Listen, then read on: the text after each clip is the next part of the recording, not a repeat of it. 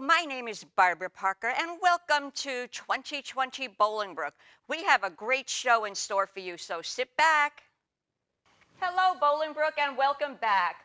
With me today is Mark Hopkins, and he wrote a book, What's Stopping You? Mark, thank you so much for being with us today. Thank you for having me. You're welcome. My first question for you is, why don't you tell us a little bit about yourself before we get into the subject of the book? Okay, well, I'm been married now for 11 years. I moved here, actually met my wife here in the Chicago area. Moved here from California. I was actually born in Cleveland, Ohio, raised in Fort Wayne, Indiana. Went to the military, the Marine Corps. Did some years there in the Marines, and then came out back to Indiana, and then moved out to California, Sacramento. Spent some time in the Army National Guard out there, California Army National Guard, working with a company out there as well, and decided to get closer to home, and which is Fort Wayne, Indiana. So this was the furthest east that the company I worked for has an office or have work. So it goes. And so I took a job, was able to get a job here with the company and transfer. So you did a transfer. Yeah. That's good. Actually Okay, welcome back to the area again. Okay. I have a question for you now. Since you were in the Marines, in your book you write about flying into California and seeing the bus getting on, so you're off to boot camp. Yes. Was boot camp what you thought it was going to be? It was a boot camp was a it was a wake up call. It was a wake up call, and when I first got out to California, San Diego, and we were flew into the airport, and we all recruits came out, and we all got to one certain area. They told us where to wait, and a bus pulled up, and it was the Marine Corps drill instructor driving the bus, and once he got off the bus, it was a change. I think my life changed from that point on. For the good, though. Let's For hope, the right? good. For the good. Yeah, that's good. All right. In your book, you talk about writing your story. Yes. Okay. And you talk about a starting point and where you want to go and what you get Yes. to. Are you at your final destination in your story now? No. I think that God is still in the mix of me growing. I'm still growing. I'm not to where God wants me to be. I believe that my story is still being written to this day. And so you think the story ends actually when the Lord takes you back? I think so. I think that would be it. That would be it. Or even to where God has me, those things, those desires, or those things that He want me to fulfill while I'm here. And if I'm fulfilling those things, I think that there will come a time where people retire. There comes a time where you say, okay, I've done all that I can do, and I've like I said in the book, I've finished my course. I've ran my race. I've finished my course, and until that day, I think that we're always preparing, and we're always still moving. We're always still growing. So you're in the middle of your course. I'm still going. Would you say from when you first started writing your story till today that you've made a lot of progress? Yes. Coming from where I came from, growing up, father, mother separated at a young age. I think I was probably 11 or 12 when they separated and went their own way. I've had to pull things together. Decide which way I wanted to go. When I was young, I think around 12 years old, somewhere around there, I tried to join the military, the Marine Corps. And In your book, you write about you yeah, wrote a I letter. mentioned about that. Yeah, I was actually looking through a book and it said, I saw this page where it said the Marine Corps wants you. And I'm like, well, I want to be a Marine. So I filled the card out, and when I got out of school that day, it was one of them no postage necessary, and went and mailed it off, and forgot all about it. I never remember that I did that. But a general, 4-star general, actually took the time to write a letter to me, and sign it, and he said, "Hey, I would love to have you. Unfortunately, you're not old enough, but when you turn 18, go see your nearest recruiter." you know, Did that's you ever keep in touch with that 4-star general? I No? never, I didn't, I did not, Okay. I did You not. never know. Sometimes it works out. Right. Well, when you started your journey, would you say your mindset was in a good place, ready to accept this to go forward, or did you struggle a little bit with getting started on your journey? I was ready You were to, ready? yes, I was ready to move forward in life and go out and seek out what life had for me. And So was this done when you were in California when you this, started, well, when or you when you say came back? journey, I'm speaking from the time that I was just graduated high school. Okay. Is That's how that when you far. thought about your journey Now process? this back then, I think I was in the military when that write the book came to my mind Okay. for people. Whatever you want to be, whatever your desire is, whatever, there's nothing stopping you to do what you want to do in life. If you want to be a doctor, start writing the book. When I say write the book, I'm talking about put yourself in a position and start making the steps to become that doctor. And that's you writing that book. And when you get done writing that book, you're going to be what you want to be. Do you think people today would put roadblocks? Because in your book, you do talk about roadblocks and what you need to do. Do Yeah. you think you find more people today putting roadblocks in place of writing the book? Because it's easier to say, I can't do this because, rather than challenge themselves to get past it? Yeah, yeah. Sometimes it's sometimes a lot of times people will choose the easy way out. And You know, it happens a lot. that happens a lot. The easy way. The easy way is to not do anything at all. That's the easy way. See, but if you take the steps that you need to take, even if that steps seem to be a hard step, you will find yourself getting familiar with those hard steps, and then they become easy. And you'll find yourself further down the road. And that's why I say 90% of of completing or getting to your goal is starting. Mm-hmm. And the other 10% is doing what you need to do. Yep, If we can just start. that's true. Now, in one of your chapters, you talk about starting your story now. So, do you forget about the past and just start at that point in your life to go forward from there? Yes. And I say, in the book, where are you now? Where are you at in your life right now?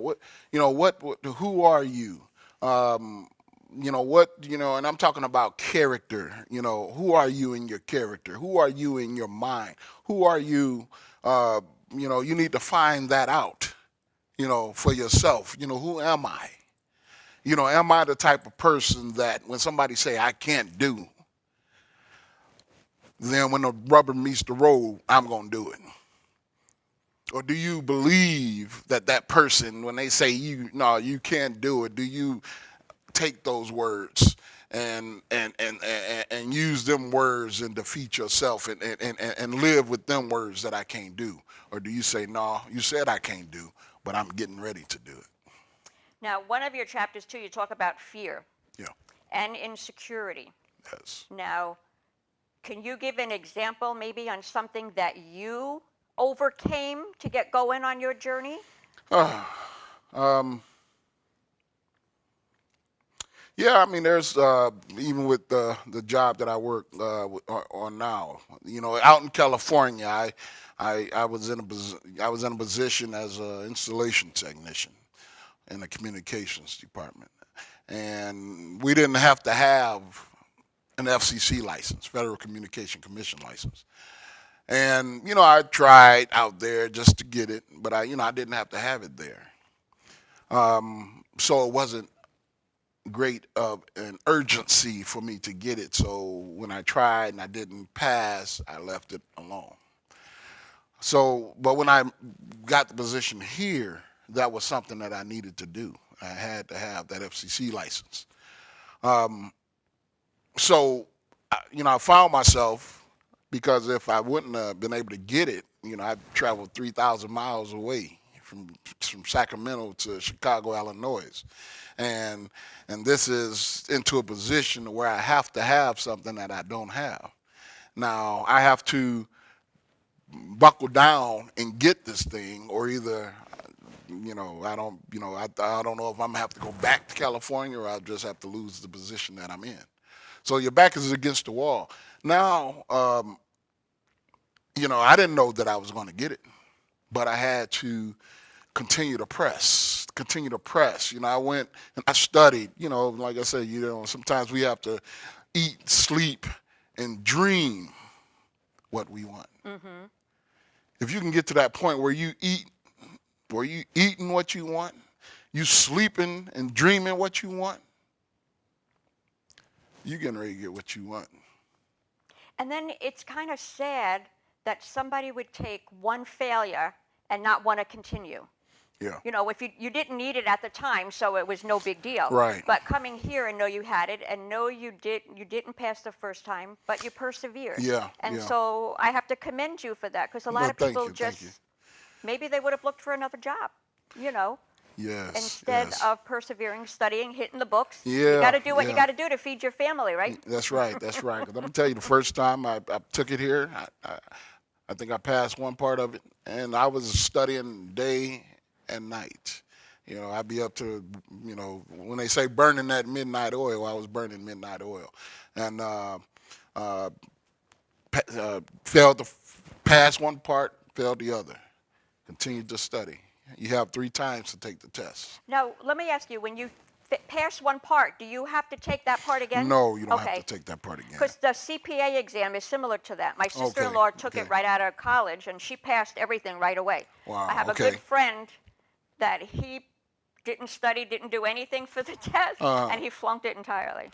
Then the Okay. next time he passed it, and then Okay. the third time he did all the he finished the other, because it's 3 parts for Right, them too. okay. And he passed everything then. But he Okay, didn't take okay. it seriously, because he thought it was going to be a breeze. Yeah. So yeah, yeah. it was his mindset thinking, oh, this is easy. I learned it in school. I'll be fine. But Right. it wasn't. Right. That's right. So that's good. So now you have your FCC license. Yeah, I did get Okay. that. So Glory did to that God. also open up other doors for you at work? Like, can you go a little further at work having Well, that? no, it just it not necessarily open up doors. It just allow you to keep the position. Okay. Something that you have to have, but it's not a bad thing to have. So it's something that doesn't it never expires. So I always have that. Well, that the license. good thing is, even if you wanted to leave your current job but stay in the field, you already have that license that you'd be of value to some other company at the same time. It is. Yeah. It is a good license to have. Well, Definitely. that is Yes. good.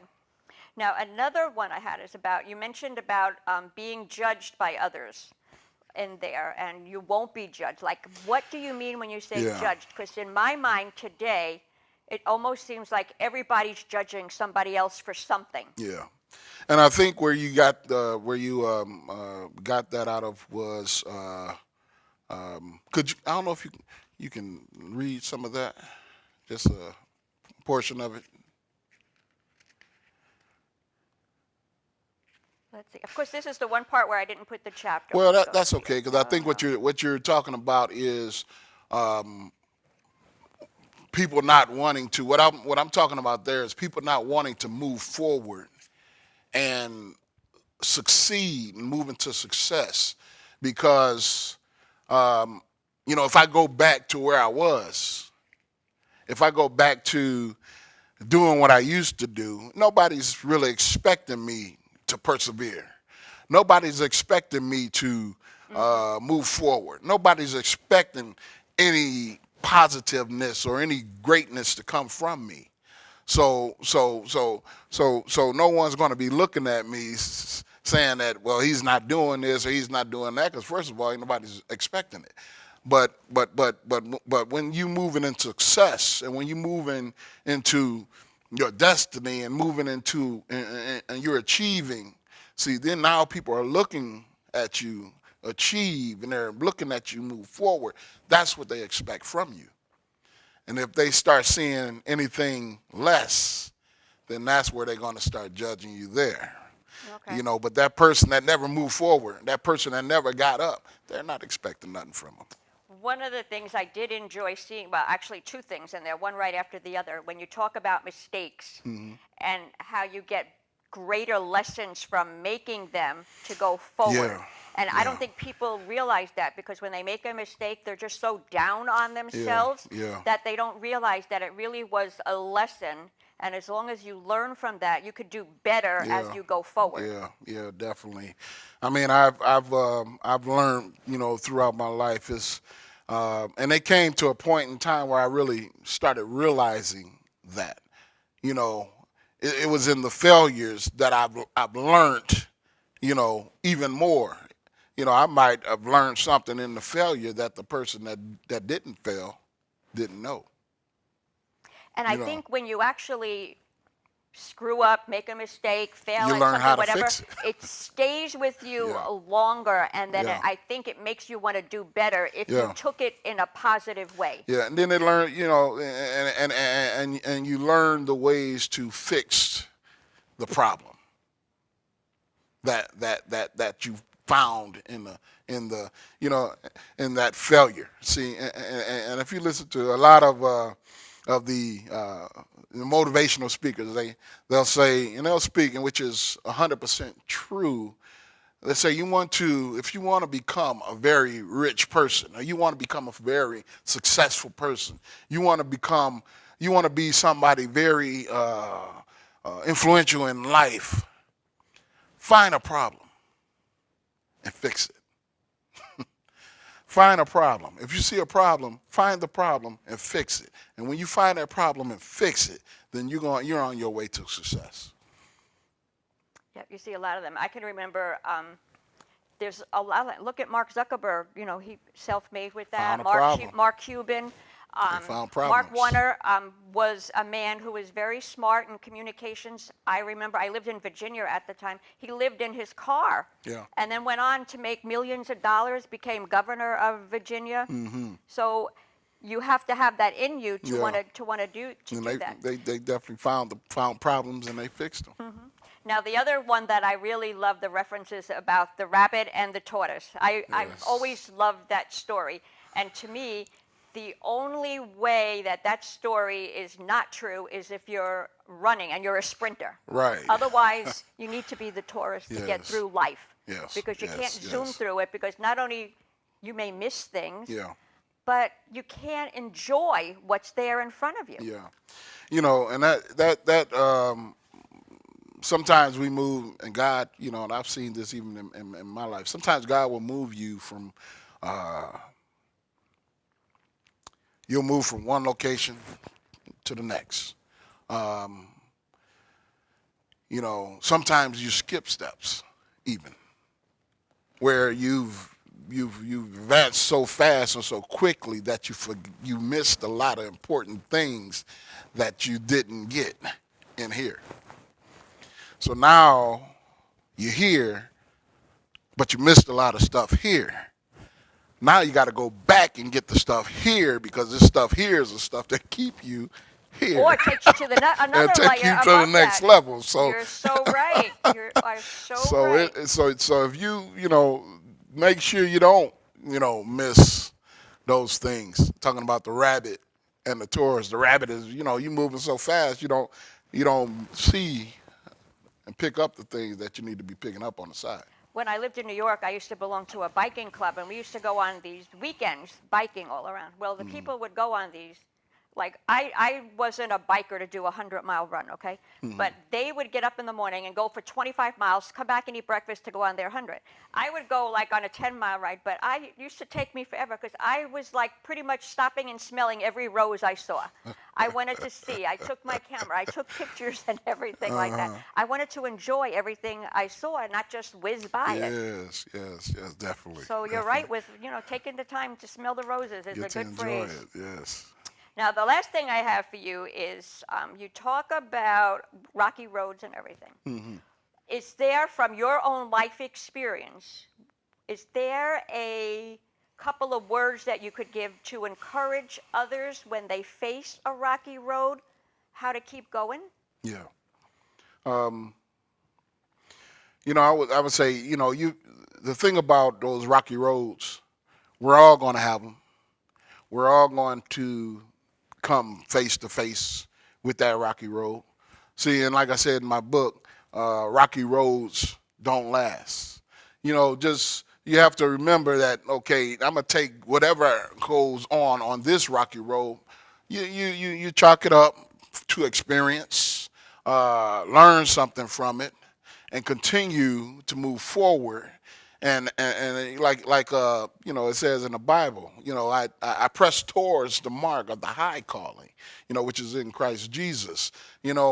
I'm not pressing towards the mark that I'm seeing here. I'm not pressing towards the problems that come my way. My eyes is on Christ Jesus. So I'm pressing towards that mark. Anything else, just use it as it's a help. It's something to learn. It's something to build you, strengthen you, because again, those failings that we have are also strengths that we receive. You get strength from those failings and learning When I from that. moved here, I got a job at an association, and I loved it. It was great. The people were nice and everything. But then our executive director was let go, and new people came in, and he restructured everything. So all of a certain level of managers will let go in the restructuring. So I was one of them. So I got another job at a temp job at first, and it Yes. was part-time temp, but I'm like, fine. And when I went in there, then they hired me full-time. I became an employee. And I have to say, while I was sad losing the other one, I have made the best friends Yes. from that organization that I've had like in my whole life. Yes. And I can't believe Yes. how many of them. So something sad, didn't know. I went in here just potluck, and I've met some wonderful, wonderful people. Yes, yes, definitely, definitely. So sometimes you have to be open for the change. Even though you may Yes. not want it, if you're open, good can come from it. That's right. That's right. You definitely have to be. Now, Mark, is there anything else you would like to tell our readers before we end this? Well, just continue to be strong, continue to persevere, continue to move forward in whatever God is calling you to do, whatever desire that you have in your heart. When you hit them rocky roads, or you hit them areas where you you don't think you can go further. Just remember, those rocky roads don't last. Keep going forward. Keep going forward. Be the roadmap, because there's somebody going to be coming behind you, and they may need your strength to move on. To keep going. Well, that's Yeah. good. Everybody, Mark's book is available on Amazon. I know that's where I got it. Yes. And so it's very interesting reading. It's easy reading, Yes. but Yes. it will give you a lot to think about. You could have a good discussion with your family and your children. So please think about getting this new book. Yes. Yes. Thank you. All right. All right. And you can get it from Amazon, Barnes and Nobles. They also Okay. you can go there and order it, and then Author House as well. Okay. So. All right, good. Well, Yep. you heard it, Bolingbrook.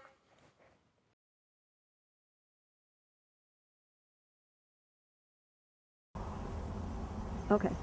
Hi, this is Barbara Parker, and I'm at the Big Run Wolf Ranch today with John Basile, and he's going to tell us a little bit about this beautiful facility. John, thank you so much for being here with me today. I appreciate it. No, thanks for coming out.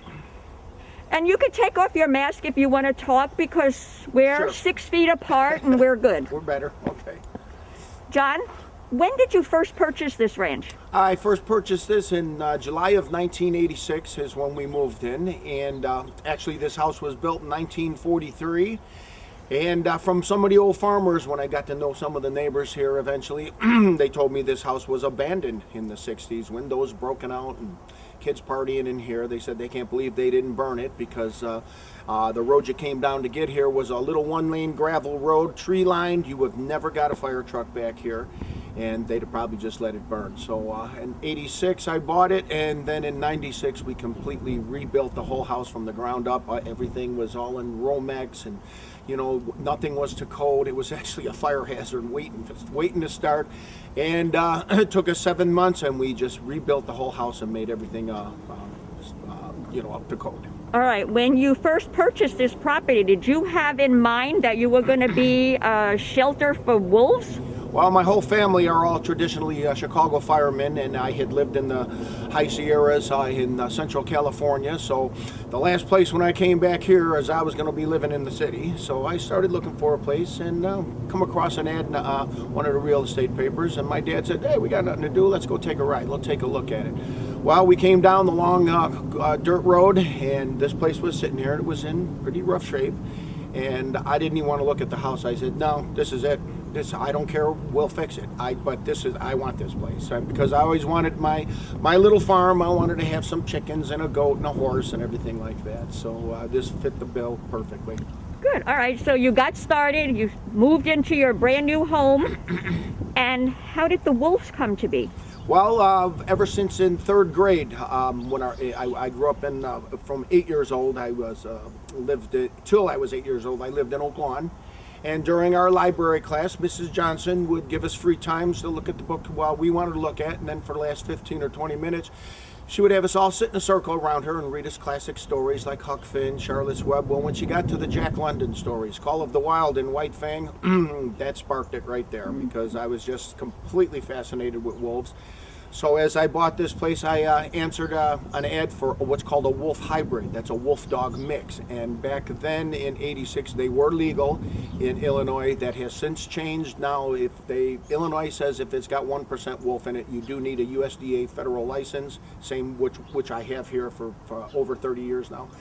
And started out with those, but it wasn't the pure wolf I was always so fascinated with. So I found some sources where I could get pure wolves. I applied for my USDA federal license, which is basically the same license as Lincoln Park, Brookfield, San Diego Zoo, same exact license. So we can possess anything we want here.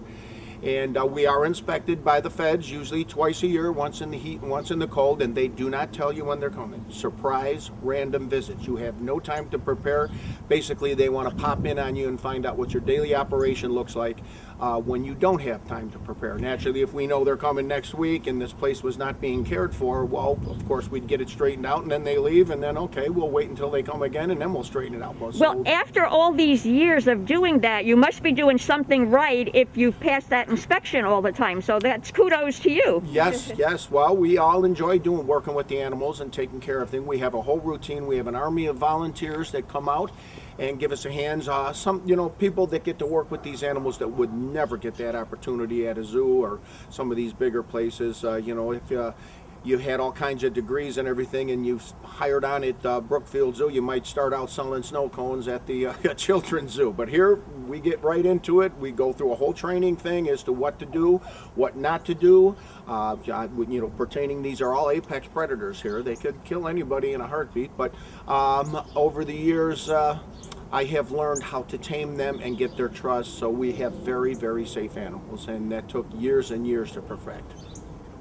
So I answered an ad, I obtained my USDA license, and started out with my first couple of pure wolves, of which I was not very good with it because there's so many things that you would do that don't make sense and things you don't do that don't make sense. So they were not real tame, and but over the years I trial and error experience, and so now all of our animals are extremely tame, very safe. We actually, when we go on the road to like libraries and school assemblies, pack nights are big for us in February. For when they do their awards, the kids get an entertainment, and that's usually we try to get through winter with the money we make from doing that.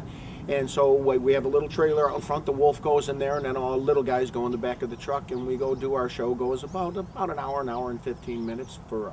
Now, are people allowed to touch the wolves when they come? Not the adults, but in the spring, the wolves will breed once a year. The females come in right around sometime in February.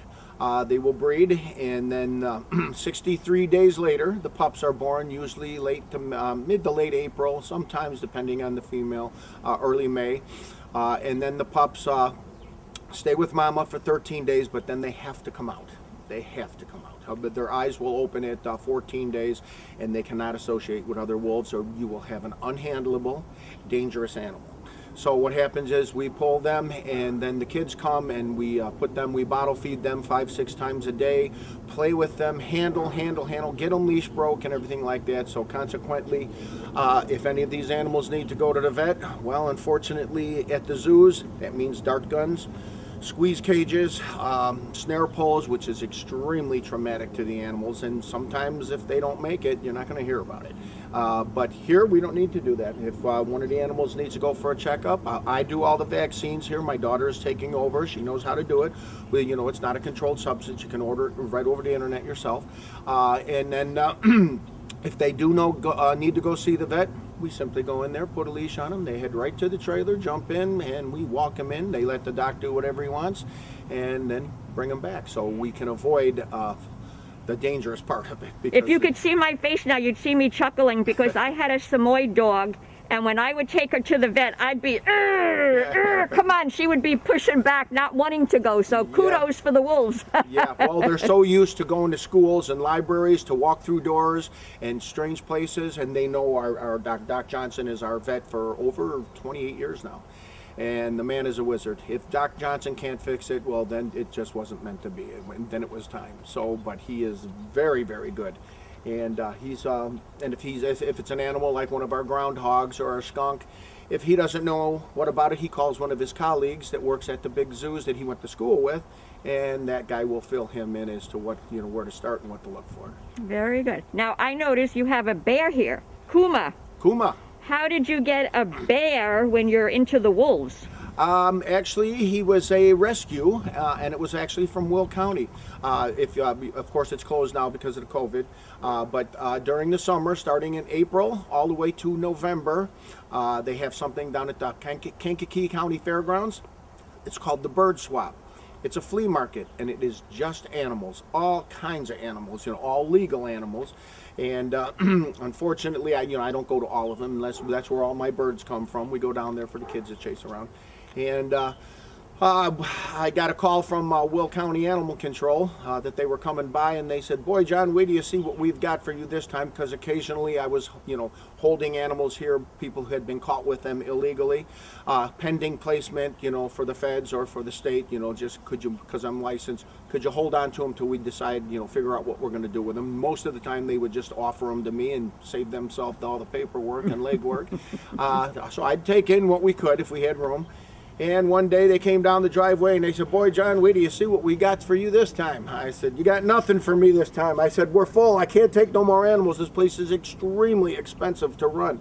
We currently go through 4,000 pounds of meat a month. That's what these animals eat, and we're not a big place. Well, they opened the door, and one of the officers is holding a baby bear, and he was probably about the same size as a big male raccoon. So he was still on the bottle. He wasn't even on solid food yet. And he was whining and everything like that. And I said, "Guys, I don't have anywhere to put a bear." And they said, "Well, that's all joking aside now, because like I said, I know the guys." They said, "All joking aside, John, our instructions are, we have no clue how to even begin to place an animal like this. Our instructions are, if you don't take him right now, we are to go to the clinic that the county uses over in Mokina. He will be euthanized. He's going to be dead in an hour." And I said, "Well, thanks a lot, fellas. Make me the executioner." And they said, "Pretty much, yeah." I said, They said, John, you know all the animal people across the country. You'd know where to look. They said, can't you at least give him a shot? I said, well, there's nothing cuter than a baby bear. He was wrapped in a little blankie with bears on it, and he had a little bottle in his mouth with bears on it. How could I say no? I said, oh, let me see what I can do. And bears are extremely hard to place. You need elaborate containment because they're so powerful. They eat a lot. They're messy. That's why he's on concrete, but he has his grass area to get off the concrete. He has a swimming pool and a beautiful double insulated hut. Or in other words, he's spoiled rotten here. And he was absolute, he was meant to be here. He is just like one of my best buddies. Years ago when he was younger, he would stand up. When he stands up, he is 7.5 feet tall. He is approximately now 500 pounds, and that's pretty unusual for a black bear to get that big. You know, usually a grizz will get that big or bigger. And he'd stand up and give me a big bear hug. When the kids Cub Scouts, they all line up on the little sidewalk there, and we do our whole bear program lecture. And then I'd say, okay, Kuma, the kids, you want to see a big bear? And of course, kids, and he knows he's very smart. He's a very intelligent animal. I go, Kuma, come on, big bear. Kids want to see a big bear. And he'd get the momentum going, and he'd stand up, give me a big bear hug, and we'd do a little pro wrestling. And if he got a little too, because he's so incredibly powerful, if he's got a little rough and a little, ambitious there, I'd say, hey. And lots of times he'd pout because I yelled at him, and he'd go in his hut and say, well, then I'm not coming out no more. And then I'd say belly rub, and he'd turn around, and I'd give him a nice belly rub, and then I'd pull his lips back, show the kids his massive teeth. And in the warmer weather, we have a garden hose right there. The kids all get to squirt him with the hose. He loves the water, and he acts all silly and, dumb, acts like a clown for the kids and everything. So he was an absolute gift from God to come here. There was no way that he was not going to leave here, and that was not my doing. And look at now, what is it, 23 years you have him? 23 years old now, and they usually go 30-ish, give or take. There's no vaccines for him and everything. We just check his stool once in a while for parasites, but there's no other animals can get in there.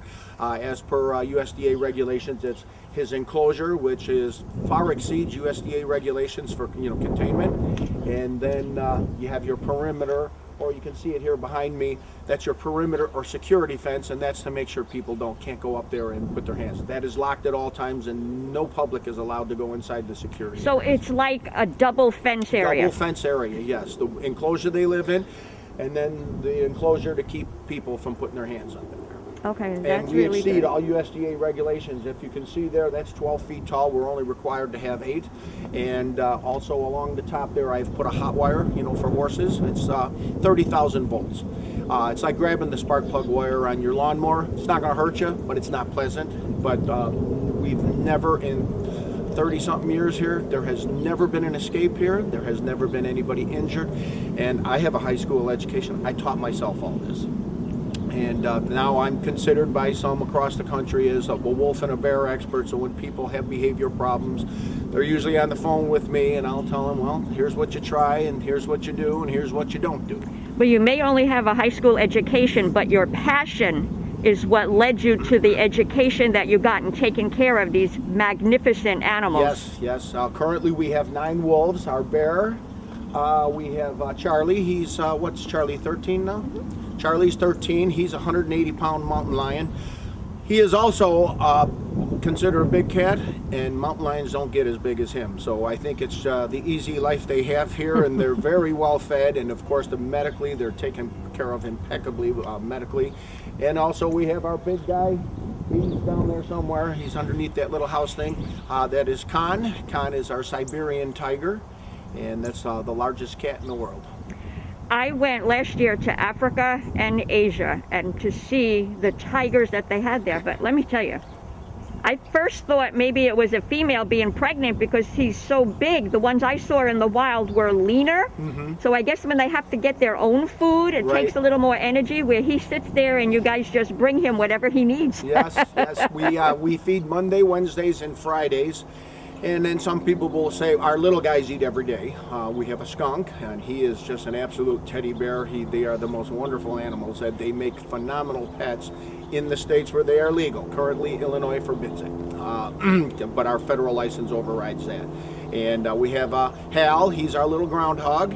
And then we have a porcupine. We have 3 orphaned coyotes that came to us, and they weren't trained, so they can't be released, so they have to stay here. And they live their lives out here, and they get all their vaccines. All the wolves and the coyotes, they get the same vaccines that you would give your regular, because it's a canine. So same thing you would give your dog.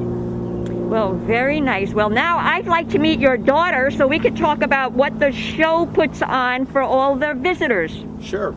All right, guys, this is Rainah. Rainah was born here at the ranch, right upstairs in that bedroom.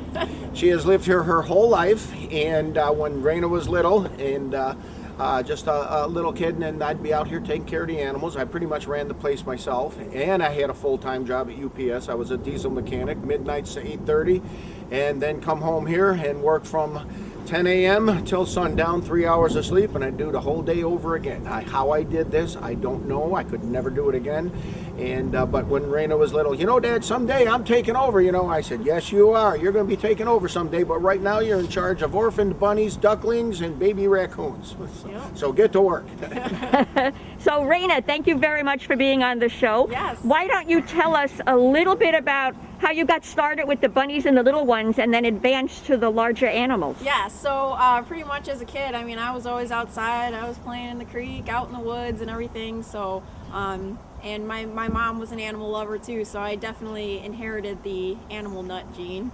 And so I started off with all our little ducklings, and you know, I'd sneak them in the house and hang out with them, and I'd take the little eggs, you know, and try to hatch the eggs, and of course, you know, I never could hatch them. And so all the little baby chicks and ducklings and any small animals, I always, you know, would help bottle feed the wolf pups.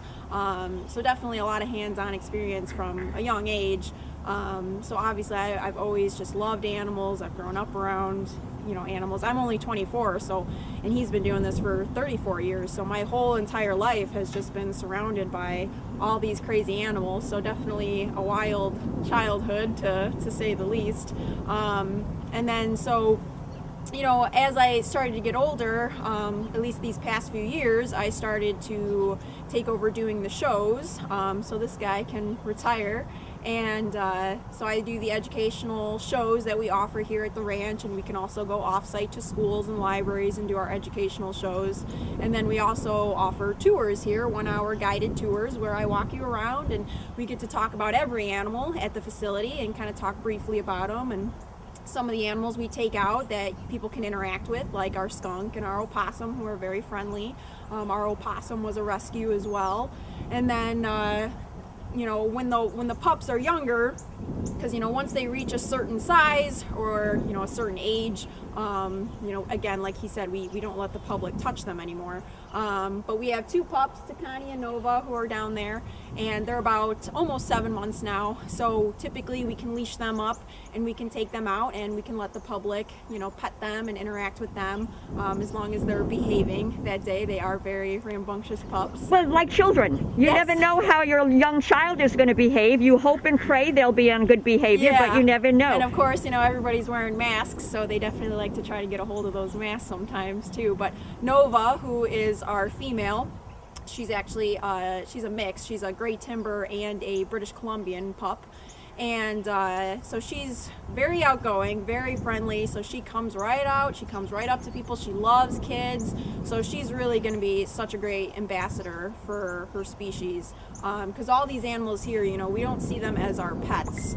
These are wild animals, which, like he said, they are tame. They're used to human contact. They're not domesticated like your dog or your cat would be. So all these animals that are here, they're ambassadors for their species, and they help us teach the public about them, because unfortunately what all these animals have in common here is that they don't get a good reputation. A lot of people don't like these animals, or they see them as a pest, or they fear them. So pretty much our whole job is to provide conservation through education. By us teaching people about these animals, we're going to get people in touch with nature again and want to know more about these animals, and hopefully we can coexist with them a little bit better. Now, I had one question, because I had a brother-in-law in Florida who used to have the wolves, and his neighbors complained constantly, but I think it was 25-75 then, and then it went down to 50-50. He Yeah. eventually had to get rid of them, because they, no matter what he did, they managed to escape. Yeah, And they he was are very paying intelligent. fines out the wazoo. So Yep. he gave them to a place in Georgia.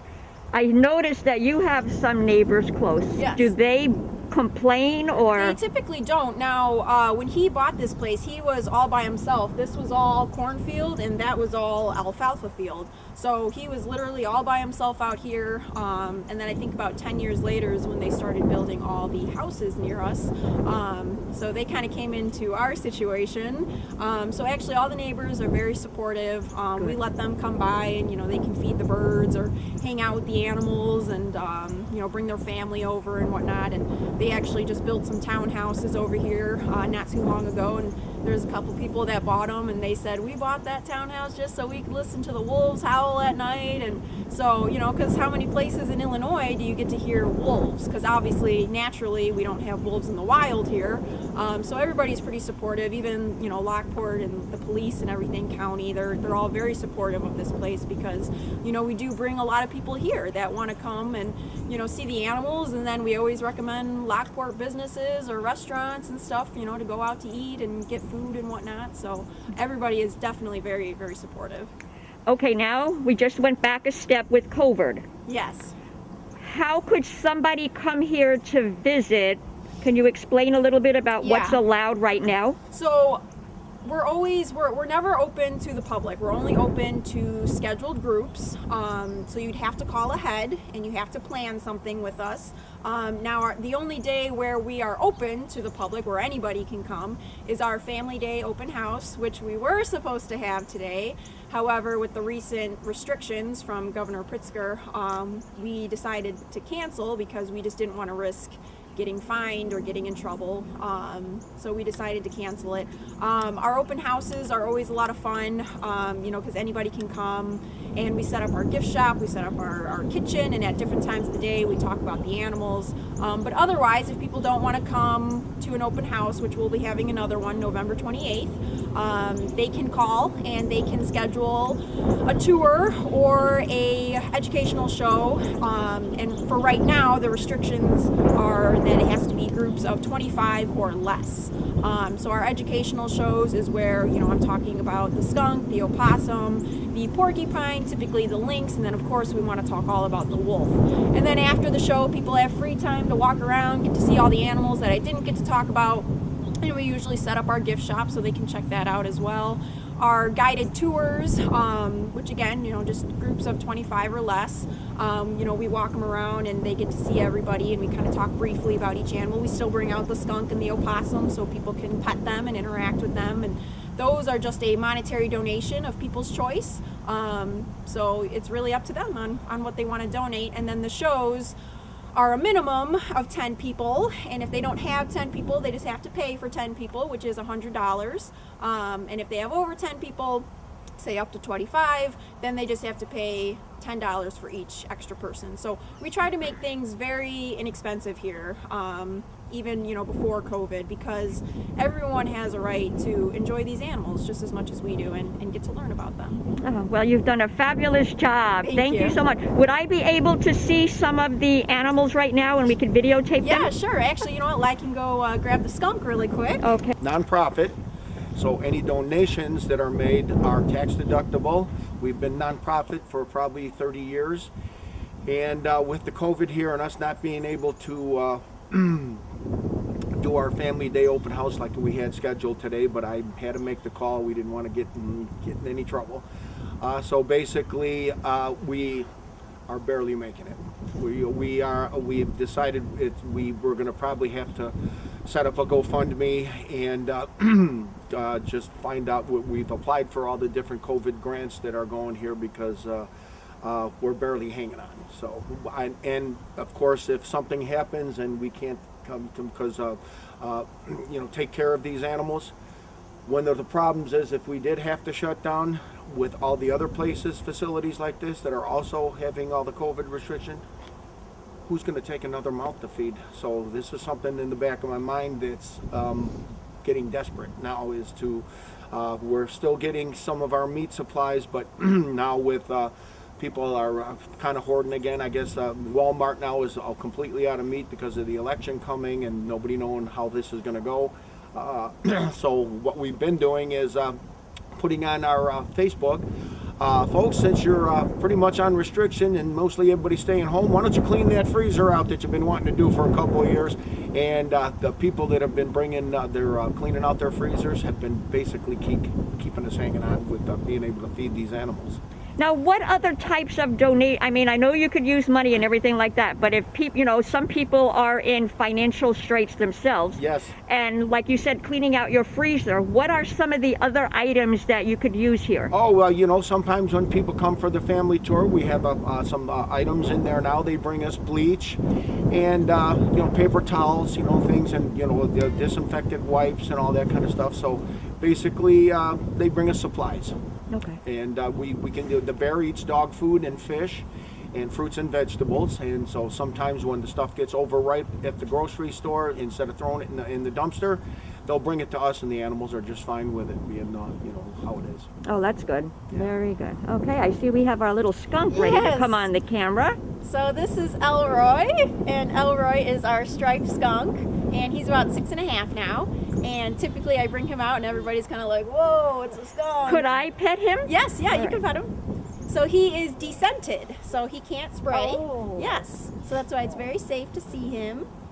He looks like he's a little chilly. Yeah, a Or little is he chilly. He just stays in the house near us, so we keep him nice and warm. I can't get over how long Yes. his little nails are. So there. they're foragers. They like to dig in the dirt, and they like to look for different bugs and grubs and worms that they can eat that are very nutritious. And a little favor skunks do for us, they love ticks and they love termites.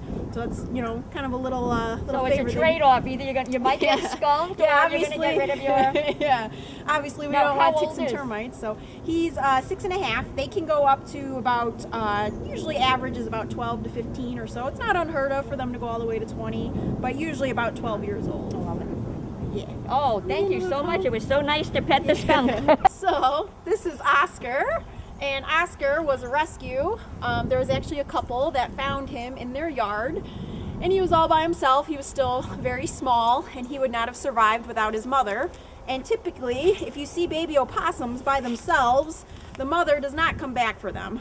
So you would have to call a rehabber, and a rehabber would come and pick them up and hopefully rehabilitate them so that way they can be returned back to the wild once they're big enough. Now in his case, this couple kind of hung on to him, and they were pretty much kind of treating him like a pet, which they could get in trouble because in order to own an opossum, you have to have either a fur bearer's license, a rehabber's license, or like we have here is a USDA federal license. So they could end up getting in big trouble with him because, if you have skunks, raccoons, opossums, and you're not licensed, you're gonna get caught and you're gonna get in big trouble. So, you gotta just leave it to the professionals because they know the right diets and what to feed them, and how to, properly take care of them. So eventually, they called us and they asked if we would be willing to take him in because they knew that they couldn't keep him.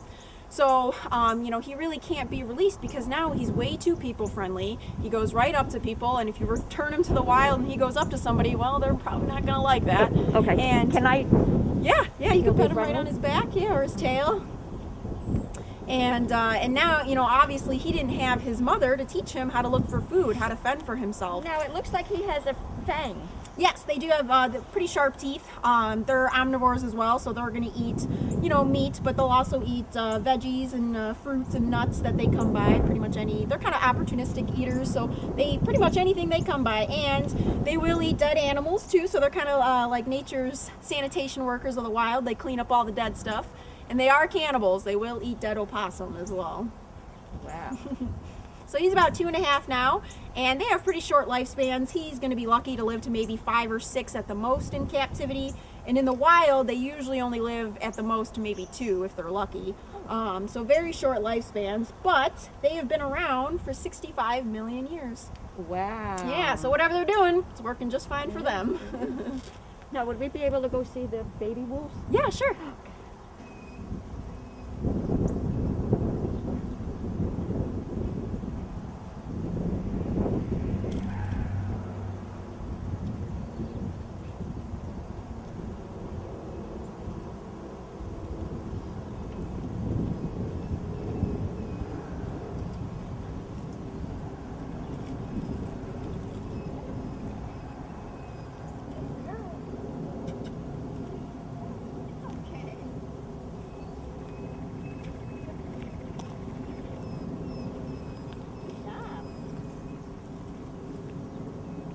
that's probably as close as she's going to get to the camera. That's okay.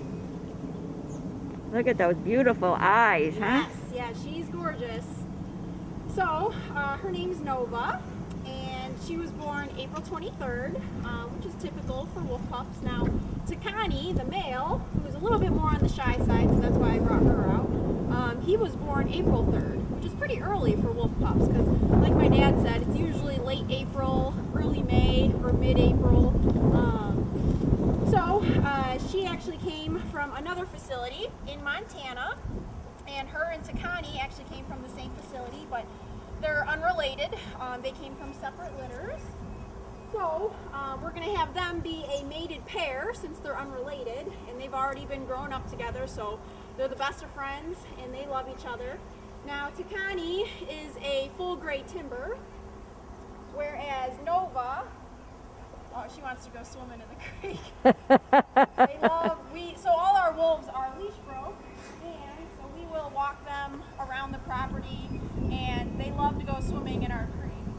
So she thinks she's going for a walk right now. So now Nova, she's actually kind of a mix. So one parent of hers was a gray timber, and one was a British Columbian. Now she has more of the gray timber coat, because that's the coat she inherited. Now if her and Takani ever have puppies one day, she could have black pups, or she could have gray pups, and that's because she does have that black gene, like some of our black wolves that we have down there. So she's about 6 months old now, and wolf pups grow 3 times faster than dogs. And this makes sense because then they have a better chance of survival out in the wild, because there is an 80% mortality rate of wolf pups in the wild. Wow. Yes. Now, She's obviously- beautiful. Yes, yeah, she's a great animal.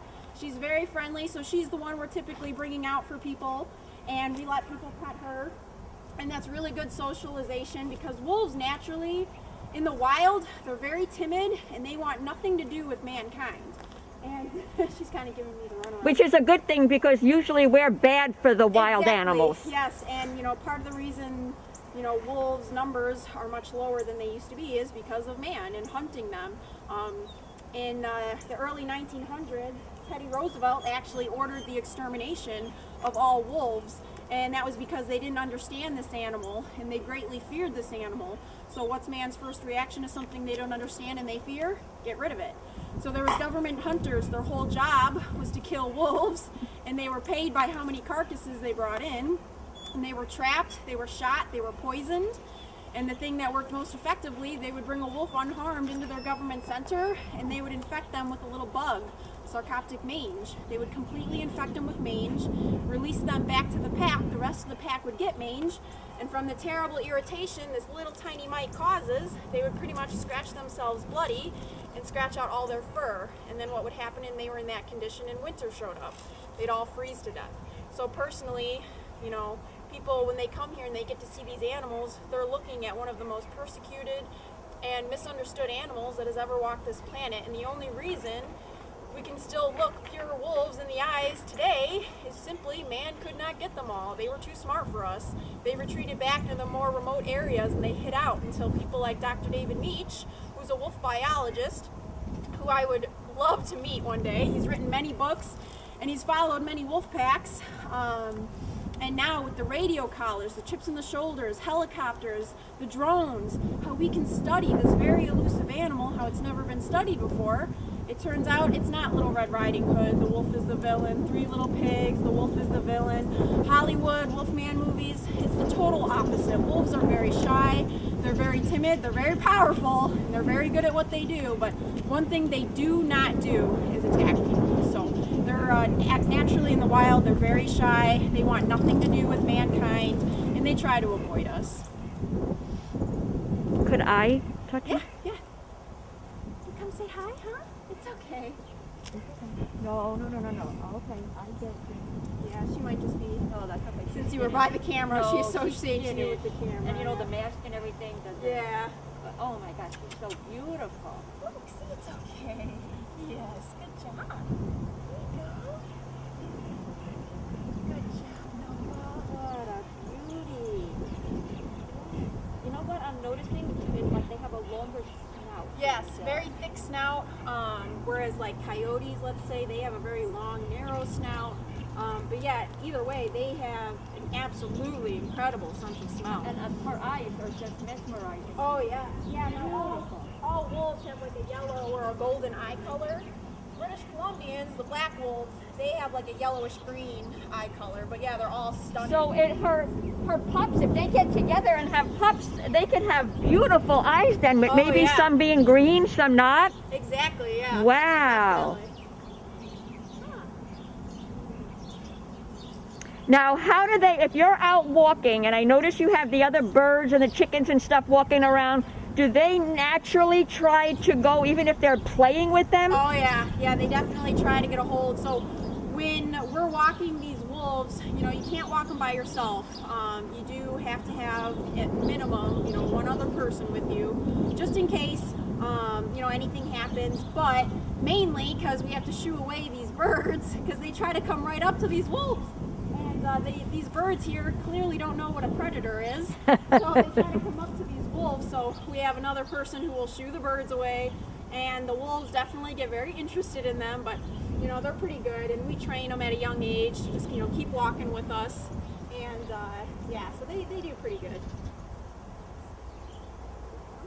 Wow. She's a beauty. There you go. See? Yeah, she's a sweetheart. She's got just a wonderful personality to her. And she's a little freaked out by the camera, but normally she's really outgoing. She's very friendly, and she loves kids. She'll always come right up to kids. And eventually, you know, she's going to get too big for us to do that, and we won't be able to let people pet her anymore. Now, what's Right the now, she's age great. when then they're no longer taken out to the shows and stuff?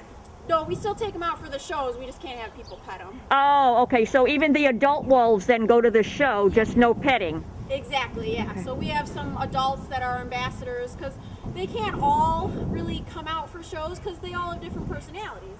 So some are more shy, like Takani, her mate. Some are more outgoing, like her. Some can maybe be a little bit more feisty.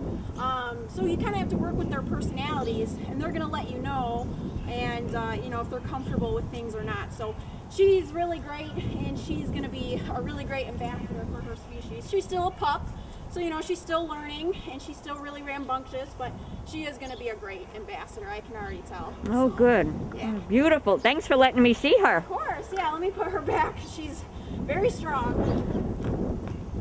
Come on.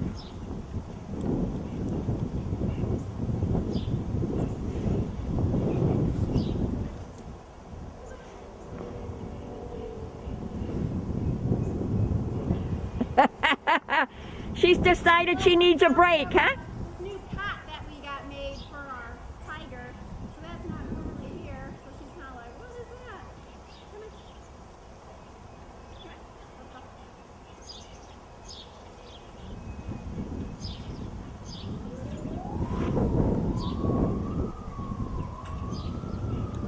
Oh, there's sirens going, so they're probably all going to howl if they hear the sirens.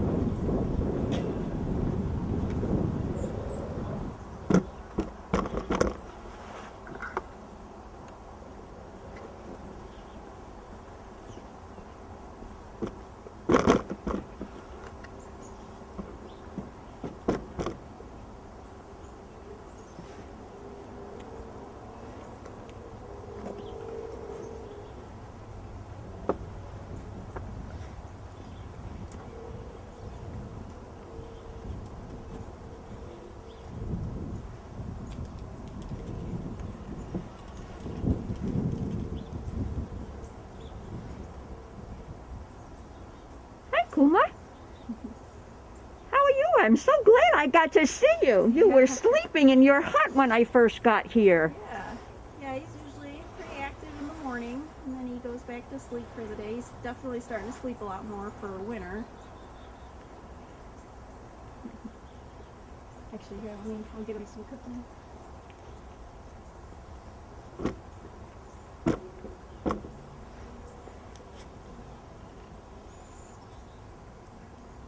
Hello, Kuma. What a handsome guy you are. Yes, you are such a handsome guy. Huh? Handsome, handsome. Yes, you are. Look at that.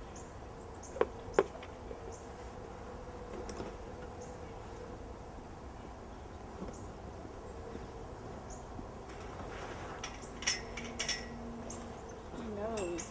He's waiting. Huh? You like your cookies? Oh, good boy. So he loves Thin Mint, Girl Scout cookies. And that was actually, we kind of found out by accident. And of course, we don't give him too many. He just gets a couple at a time. But bears can eat anything. I mean, that's why you see them going in people's trash all the time. And they'll even figure out how to get in your car, because if they smell food, they're going. Get it. And they got an incredible sense of smell.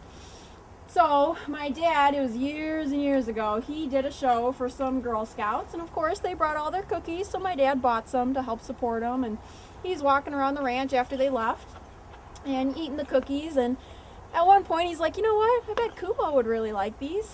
So he comes in here, because my dad can go in there with him, can interact with him. So he comes in here, he pops a couple in Kuma's mouth. Well, this bear, those eyes lit up, and he started running around like a crazy bear. And my dad said he had to get out of the enclosure. He thought he was going to knock him over. He was running around so fast. So he loves them. And honestly, I'm surprised he's not sick of them from getting so many of them for so long. And I mean, because we, you know, me and the volunteers, we get so many donated because, you know, the Girl Scouts know he loves them. So we'll munch on them and stuff. Man, I'm sick of them now because we've had so many of them. And he loves them. I think it's that mint taste. He just really loves it. And he always has fresh breath then, yes, right? Yeah, right, exactly. And he loves peanut butter cookies. I like to give him the big Kong toys with peanut butter inside of it, and he loves that. He loves peanut butter. So yeah, he's a really good bear, and he's definitely an old bear now. But like he said, they can go up to about 30 on average. It's not unheard of for them to go 40. There was actually a wild female black bear that they had radio collared. She lived to be 40 in the wild, which that's probably one of the luckiest bears, you know, not to get shot. Because if he were out in the wild and was this size, he'd be considered a trophy bear, and he would have got shot a long time ago. But obviously here he doesn't have to worry about that, and he's super spoiled here, so he's a good boy.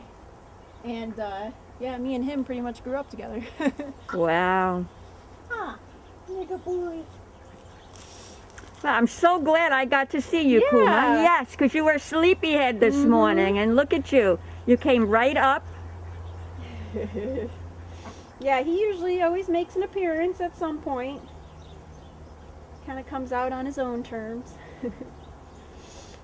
They have prehensile lips, which allows them to pick berries off of trees. So they eat not only fish, obviously bears love fish, and he loves salmon. That's definitely one of his favorite treats, or favorite fish. And but they can get, you know, blueberries, strawberries. He loves green seedless grapes. That's one of his favorite fruits.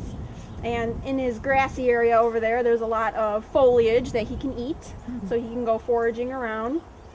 And yeah, so they eat pretty much everything. And even in the wild, if they can get a hold of small prey, you know, any raccoon or maybe even a coyote or whatever, they'll eat it. And they'll eat dead animals too, because that's an easy meal. But yeah, normally they're eating a lot of different plant matter and then fish. Aw. Yeah, he's a good boy. Well, Kuma, thanks for visiting with me Yeah. today. I appreciate your making an appearance. Yes, he's a handsome bear. Yes, that he is.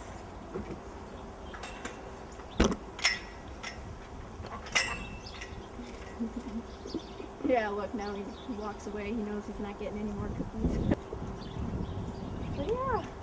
Well, I really appreciate all the time Yeah, that we you guys appreciate you coming took. out. Yeah, definitely, you know, help us get the word out of this place. It's funny, you know what? A lot of people live in Lockport and they'll come here and they're like, we didn't even know you guys were here. And so, You know, yeah. I heard of a place a while ago, and I guess it just never crossed my head. And then when I saw something on Facebook about it, I'm like, oh, I wonder if they'd let me interview them and come.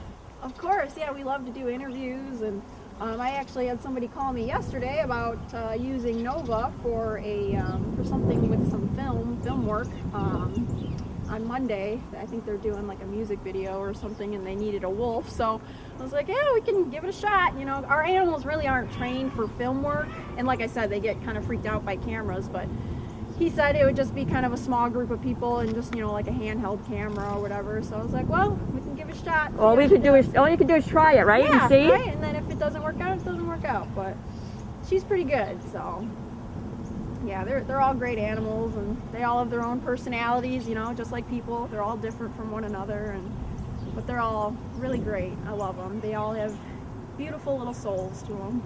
That they do. Beautiful. Well, I really appreciate the time that of you guys course. took to spend with me. Yeah, thank you. And hopefully